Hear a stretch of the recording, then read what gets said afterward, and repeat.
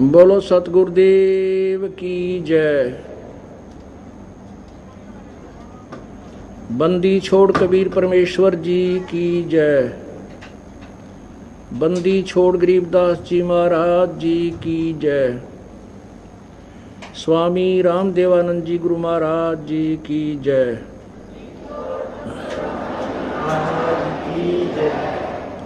सर्व संतों की जय। सर्व भक्तों की जय। धर्मी पुरुषों की जय। श्री काशी धाम की जय। श्री छुडानी धाम की जय। श्री करोथा धाम की जय। श्री बरवाला धाम की जय। सत साहिब गरीब नमो नमो सतपुरुष को नमस्कार गुरु की नहीं। सुर नर मुनि जन साधुआ संतों सर्वसदी नहीं। सब संत सब दंडोतम प्रणाम। आगे पीछे मध्य हुए तिनको जा कुर्बान। नराकार निर्विषम काल जाल भयबंधनम। निर्लेपम निज निर्गुणम अकलनु बेशुंदनम। सोहम सुरति समाप्तम सकल समाना निर्तलय। उज्ज्वल हिरंबर हरदमम बेपरवा अथा है। वार पार नहीं मध्यतम। ग्रीव जो सुमरै सिद्ध होई गणनायक गलताना। करो अनुग्रह सोई पारस पद परवाना। आदि गणेश मनाऊं गणनायक देवन देवा। चरण कमल लो लाऊं आदंत करूं सेवा। परम शक्ति संगीतम हृदय सिद्धिदाता सोई। अवगत गुण अतीतम सत्य पुरुष निर्मोही। जगदम्बा जगदीशम मंगल रूप मुरारी। तन मन अर्पों शीशम भक्ति मुक्ति भंडारी। सुर नर मुनि जन ध्यावे ब्रह्मा विष्णु महेशा। शेष सहस मुख गावे पूजे आदि गणेशा। इंद्र कुबेर सरीखा वरुण धर्मराय ध्यावे। समर्थ जीवन जी का मन इच्छा फल पावे। 33 कोटि आधारा ध्यावे सहस 88। उतरे भवजल पारा कट है यम की फांसी। 33 कोटि आधारा ध्यावे सहस 88। उतरे भवजल पारा कट है यम की फांसी। सत साहिब कर जोरूं विनती करूं। धरूं चरण पर शीश। गुरु जी राम देवानंद जी महाराज ने दियो नाम बख्शीश। कोटि कोटि सिजदा करूं कोटि कोटि प्रणाम। चरण कमल में राखियो मैं बंदी चम गुलाम। कुत्ता तेरे दरबार का मोतिया मेरा नाम। गले प्रेम की जेवड़ी जहाँ खेचो वहाँ जाऊं मैं। तो करो तो बावड़ू दूर दूर करो तो जाऊं। जो राखो तो ही रहूं जो देवो सो खाऊं। जय इब के सतगुरु मिले सब दुख आँखों रोए। चरणों ऊपर शीश धरूं कहूँ जो कहनी हो। कबीर साईं मिलेंगे पूछेंगे कुशलात।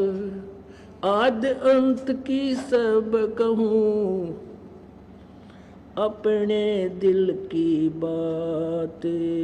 गुरु जी तुम ना भूलियो चाहे लाख लोग मिल जाही, हमसे तुमको बहुत है, तुमसे हमको नाही। तुमरे विसारे क्या बने, किसकी शरण में जाऊं। शिव विरंच मुनि नारदा, तिनके हृदय न समाऊं। अब गुण किए तो बहुत किए, अब गुण किए तो बहुत किए, करत न मानी हार। बावे बंदा बख्श दियो, बावे गर्दन उतार। अब गुण मेरे बाप जी, बख्शो गरीब नवाज। जो मैं पूत कपूत हूँ, बोर पिता को लाज। मैं अपराधी जन्म का, नक्शक बरे विकार। तुम दाता दुख भंजना, मेरी करो संभार।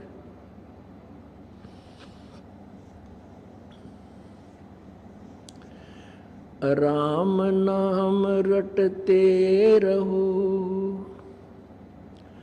राम नाम रटते रहो, जब तक घट में प्राण।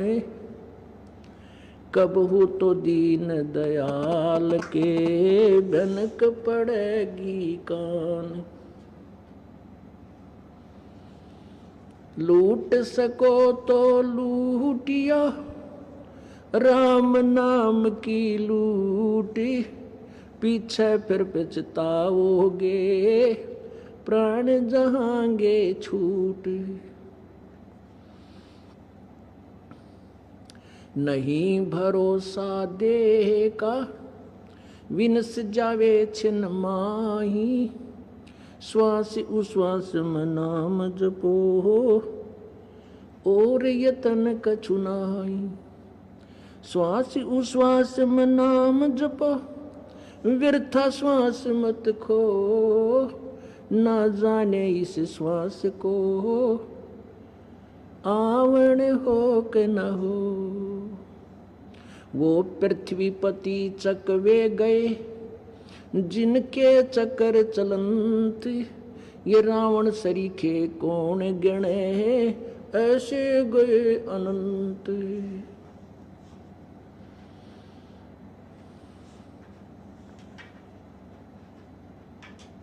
परम पिता परमात्मा, पूर्ण ब्रह्म परमेश्वर कबीर देव,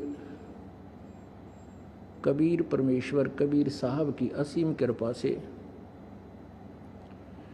आज ये आध्यात्मिक ज्ञान चर्चा का शुभ अवसर हमें प्राप्त हुआ। इस आध्यात्मिक ज्ञान चर्चा का उद्देश्य यही है कि हम भ्रमित समाज को, भ्रमित भक्त समाज को वो सही दिशा प्रदान कर सके जो हमारे सद्ग्रंथ हमें बताते हैं। इसी उद्देश्य को लेकर के हमने पवित्र हिंदू धर्म के माननीय चारों शंकराचार्य जियों को, जगत गुरु शंकराचार्यों को आमंत्रित किया था। यह हमारा दुर्भाग्य है कि वो किन कारणों से हम तक ना पहुंच सके और हमें उनके वचनों का लाभ न मिल सका। आशा है वे हमारे ऊपर फिर अनुग्रह करेंगे और फिर से हम उन्हीं के आदेश अनुसार जिस दिन वो हमें बताएंगे वही समय हम निर्धारित करेंगे।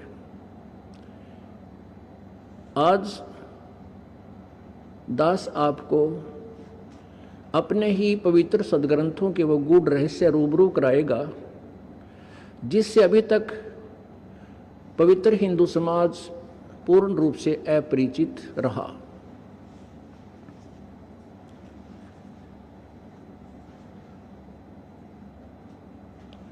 पुण्यात्माओं, मानव शरीर परमात्मा ने हमें इसीलिए दिया है कि हम अपना कल्याण करावें। हम जन्म मृत्यु के रोग से मुक्त हों। यहाँ पशु योनि में कष्ट भोगते हैं, मानव शरीर में भी हम कोई सुखी नहीं है।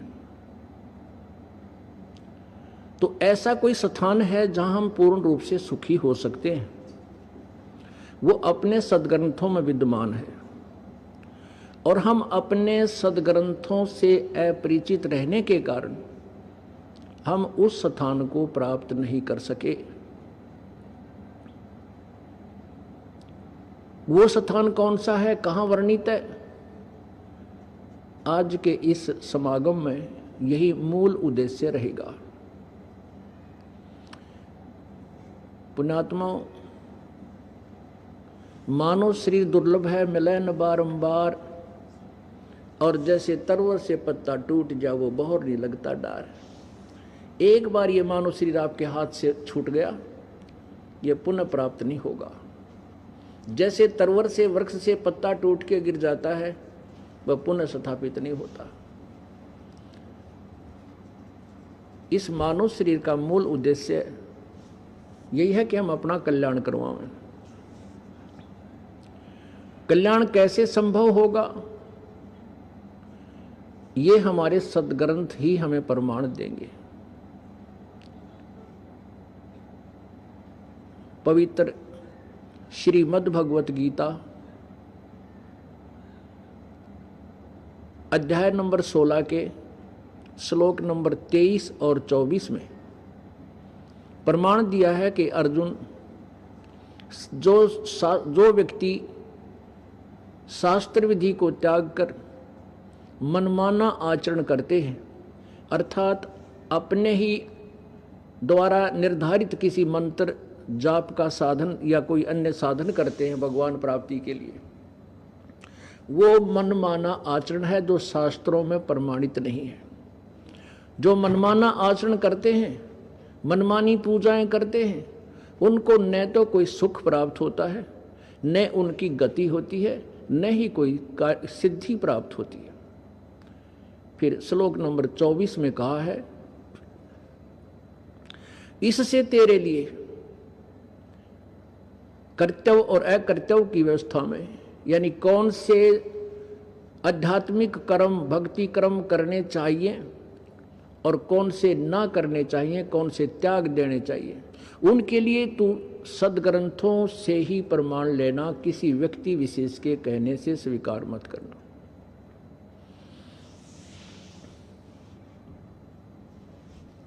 पुण्यात्माओं, पवित्र चारों वेद, वैसे वेद 5 हैं,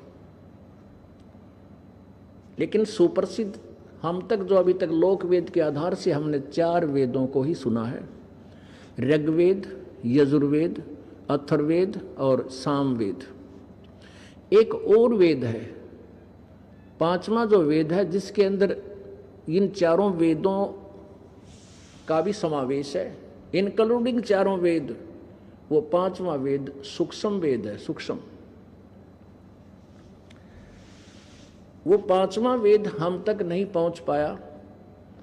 हमने केवल 4 वेदों के आधार से साधना की, और वेदों को छोड़कर अन्य जो मनमानी पूजाएं करते हैं वो तो बिल्कुल यूजलेस। अभी आपने पवित्र गीता जी के अध्याय नंबर 16 के श्लोक 23 में सुना। तो जब तक हम अपने पवित्र सद्ग्रंथों के आधार से साधना नहीं करेंगे, तो अन्य जो साधना हम कर रहे हैं वो मनमाना आचरण है। पवित्र चारों वेद ये परमात्मा के दिए हुए हैं, ये ब्रह्म दत्त हैं, भगवान ब्रह्म के द्वारा दिए गए। और पवित्र गीता जी ये भी पवित्र चारों वेदों का सारांश है। ये संक्षिप्त में इसमें वर्णन है। तो पवित्र गीता जी अध्याय नंबर 4 के श्लोक नंबर 34 में कहा कि अर्जुन, उस पूर्ण परमात्मा के बारे में जानकारी प्राप्त करने के लिए किसी तत्वदर्शी संत की खोज कर, तत्वदर्शी संतों की खोज कर, उनको दंडवत प्रणाम कर और विनम्र भाव से कपट छोड़कर प्रसन्न कर, वो तत्वदर्शी संत तुझे उस परमेश्वर के बारे में जानकारी देंगे। पुण्यात्माओं, अभी तक पूरा मानव समाज आध्यात्मिक ज्ञान से पूर्ण रूप से अपरिचित है, जबकि वो सदग्रंथों में विद्यमान है। जो आध्यात्मिक ज्ञान है, जो हमें स्वीकार करना चाहिए, वो हमारे सदग्रंथों में विद्यमान है। वो हम नहीं पहचान सके, हम नहीं जान सके। क्यों नहीं जान सके? क्योंकि हम संस्कृत से परिचित नहीं थे। सभी पवित्र सदग्रंथ ये संस्कृत भाषा के अंदर लिपिबद्ध थे, और हम और हमारे पूर्वज पहले संस्कृत भाषा से अपरिचित होने के कारण सदग्रंथों को नहीं समझ सके, और सदग्रंथों का नाम लेकर के सदग्रंथों हमारे जो पूर्व के गुरु थे, पवित्र हिंदू धर्म के जो गुरु जी थे, वो हमें यही बताते रहे कि जो ज्ञान हम तुम्हें बता रहे हैं ये पवित्र वेदों में, पवित्र गीता जी में, पवित्र पुराणों में विद्यमान है। और हमने उनके उन वचनों को सत्य मान लिया, क्योंकि वो संस्कृत में बोलते थे, वो संस्कृत भाषा से परिचित थे। तो हमारे पूर्वजों को कोई डाउट नहीं था कि हमारे गुरुदेव जो बता रहे हैं वो सदग्रंथों में विद्यमान नहीं है। और वो सदग्रंथों में विद्यमान नहीं था। हमारे को क्या बताया गया कि श्री ब्रह्मा जी, श्री विष्णु जी और श्री शिव जी ये सर्वेश्वर हैं, महेश्वर हैं, मृत्युंजय हैं, कालज्ञ हैं। इनके कोई माता पिता नहीं है, इनकी जन्म मृत्यु नहीं होती, ये अजरो अमर है। जबकि इनकी जीवनी में स्वयं लिखा है, ये स्वयं स्वीकार करते हैं कि हम नासवान हैं, हमारी जन्म मृत्यु होती है, इनके माता पिता हैं। वो कौन से सदग्रंथ हैं, इसकी थोड़ी सी झलक आपको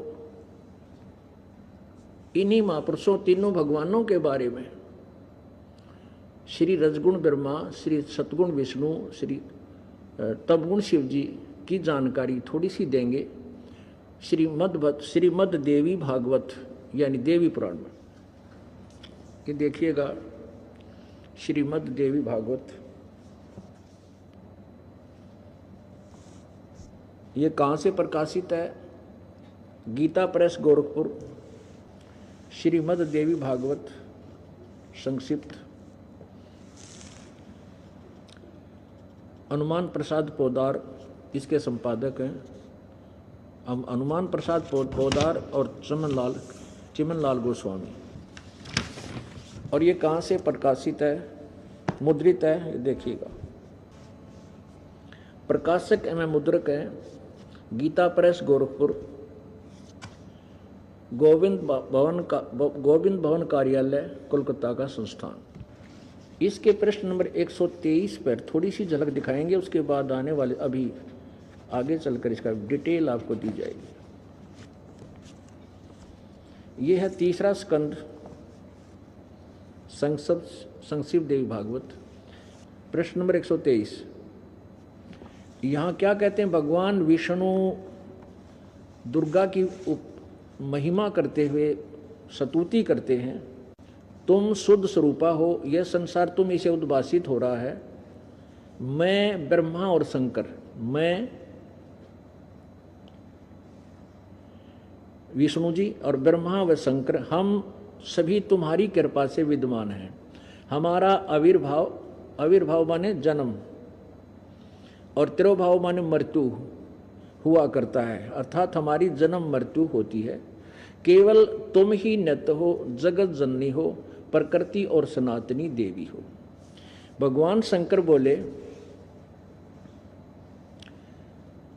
शंकर बोले देवी, यदि महाभाग विष्णु तुम ही से प्रकट हुए हैं तो उनके बाद उत्पन्न होने वाले ब्रह्मा भी तुम्हारे ही बालक हुए।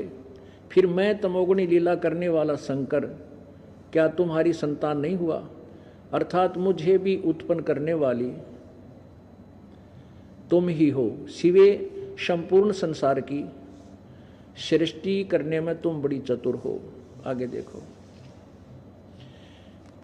इस संसार की सृष्टि, स्थिति और संहार में तुम्हारे गुण सदा समर्थ हैं। उन्हीं तीनों गुणों से उत्पन्न हम, रजगुण ब्रह्मा, सतगुण विष्णु और तमगुण शंकर, उन्हीं तीनों गुणों से उत्पन्न हम ब्रह्मा, विष्णु एवं शंकर नियमानुसार कार्य में तत्पर रहते हैं। पुण्यात्माओं,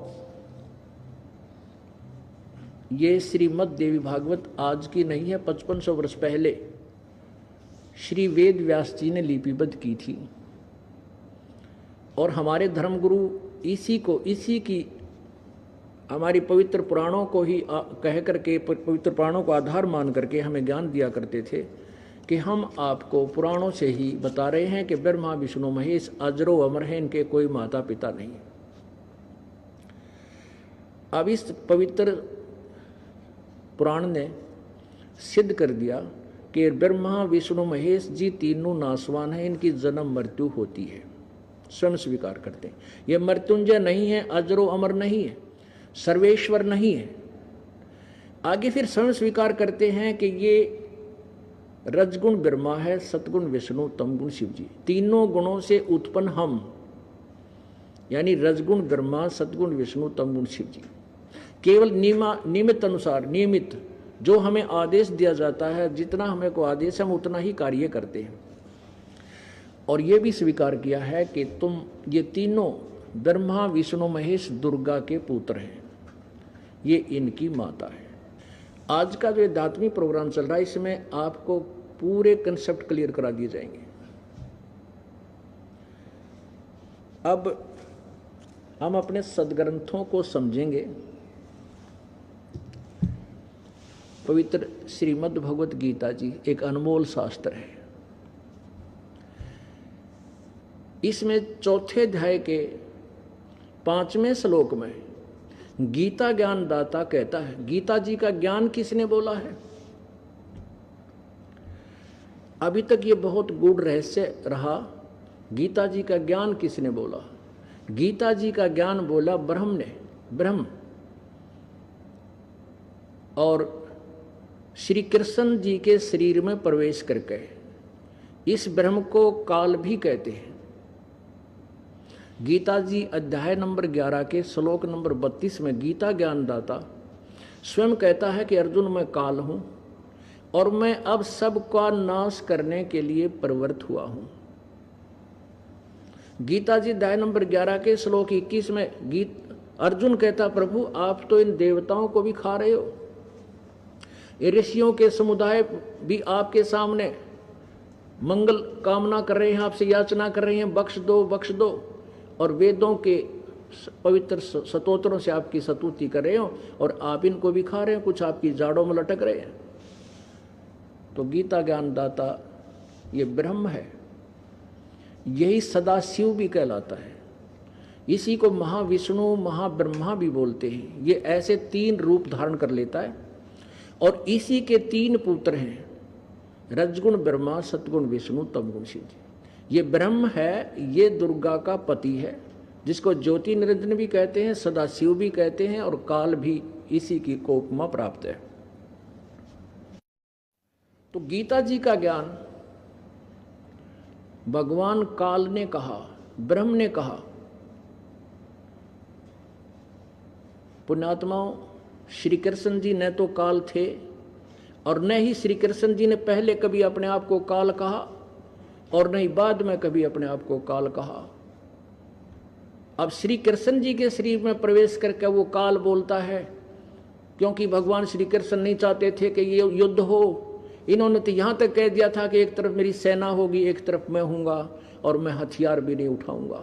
भगवान चाहते थे ये जुल्म ना हो, और यहाँ तक कह दिया था दुर्योधन, तू 5 गांव दे दे पांडवों को, तुम्हारी सुलह करा दूंगा। लेकिन दुर्बुद्धि दुर्योधन ने भगवान श्री कृष्ण की वो सलाह भी स्वीकार नहीं की। तो पुण्यात्माओं, आपको ऐसा गूढ़ रहस्य दिया जाएगा इस आध्यात्मिक ज्ञान चर्चा में, आप दांतों तले उंगली दबाओगे। और अपने सदग्रंथों में है, बाहर से कोई शब्द नहीं होगा दास के पास, केवल सदग्रंथों से ही आपको परिचित कराया जाएगा।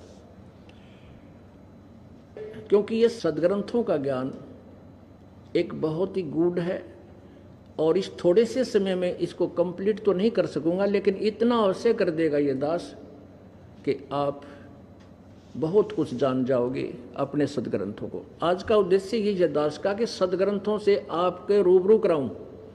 नहीं तो मैं कुछ बोल रहा हूं कि ऐसा लिखा है वेदों में, ऐसा लिखा गीता जी में, दूसरा बोल रहा नहीं ऐसा नहीं ऐसा लिखा है, तो आप कैसे निर्णय करोगे? आप जी निर्णय करोगे, आपके समक्ष ये सदग्रंथ होंगे। और आप शिक्षित तो, कोई अनपढ़ तो है नहीं, आज सब शिक्षित समाज है। ये सबसे बड़ा हमारे लिए एक जो है सौभाग्य है कि हम सब शिक्षित हैं। तो अब गीता जी का ज्ञान इस महाविष्णु या महाब्रह्मा कहो, इसको सदाशिव कहो, काल रूपी भगवान कहो, इसने दिया। और कैसे दिया? श्री कृष्ण में प्रवेश करके। श्री कृष्ण जी नहीं चाहते थे युद्ध हो, आखिरी सांस तक नहीं चाहते थे।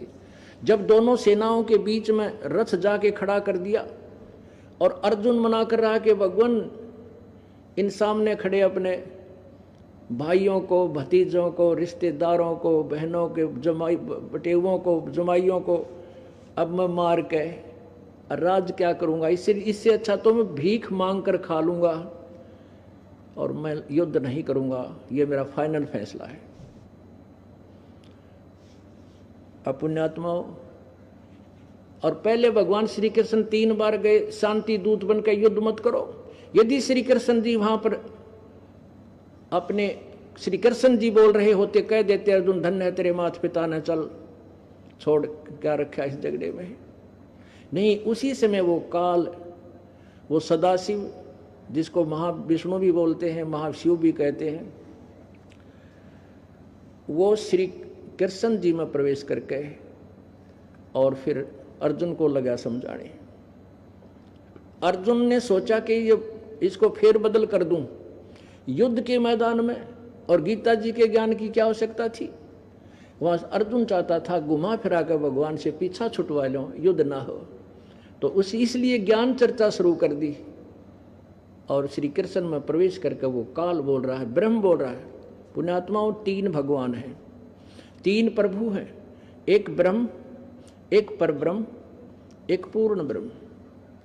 फिर सुनिए, एक इसको इनको जैसे ब्रह्म को क्षर ब्रह्म भी बोलते हैं, क्षर पुरुष भी बोलते हैं। पुरुष माने प्रभु, क्षर पुरुष, अक्षर पुरुष और परम अक्षर पुरुष। फिर सुनिए, इन्हीं की पर्यायवाची शब्दों में क्षर पुरुष कहो चाहे क्षर ब्रह्म कहो, इसको सदाशिव कहो चाहे काल कहो, फिर अक्षर पुरुष कहो चाहे अक्षर ब्रह्म कहो, दूसरे नंबर के भगवान, और तीसरे नंबर की परम अक्षर पुरुष कहो, परम अक्षर ब्रह्म कहो, या इसको पूर्ण ब्रह्म परमेश्वर कहो। ये 3 परमात्मा हैं। और तीनों की सतिथि क्या है? ब्रह्म 21 ब्रह्मांड का स्वामी है। ब्रह्म ये क्षर ब्रह्म, क्षर पुरुष, और अक्षर पुरुष ये 7 संख्य ब्रह्मांड का स्वामी है। और परम अक्षर ब्रह्म वो असंख्य ब्रह्मांडों का ओवरऑल कुल मालिक है, कुल का कंट्रोलर है। वो इंक्लूडिंग क्षर ब्रह्म, क्षर पुरुष अर्थात ब्रह्म और अक्षर ब्रह्म तक सभी के ऊपर ओवरऑल कंट्रोलर है, वो परम अक्षर ब्रह्म है। अब प्रसंग, क्योंकि ये सारा प्रसंग इतना विस्तृत है, इसको शॉर्ट में लाके करना है, इसलिए पहले आपको ये दिखाते हैं कि गीता जी का ज्ञान काल ने बोला, ये महाविष्णु भी यही होता है, और क्या ये सदाशिव भी इसी को कहते हैं, और ब्रह्मा विष्णु महेश इसी के पुत्र हैं, और दुर्गा ब्रह्मा विष्णु महेश की माता है। अब देखिएगा, ये श्री विष्णु पुराण, ये देखिए श्री विष्णु पुराण सचित्र हिंदी अनुवाद सहित गीता प्रेस गोरखपुर, और इसके श्री विष्णु पुराण, इसके अनुवादक हैं मुनीलाल गुप्त, और ये कहाँ से प्रकाशित और मुद्रित है? प्रकाशक एवं मुद्रक गोविंद भवन कार्यालय कोलकाता का संस्थान, गीता प्रेस गोरखपुर से। इसके प्रश्न नंबर 233 पर देखते हैं। ये देखिएगा प्रश्न नंबर 233, ये है चतुर्थ अंश अध्याय नंबर 2। यहां से देखते हैं।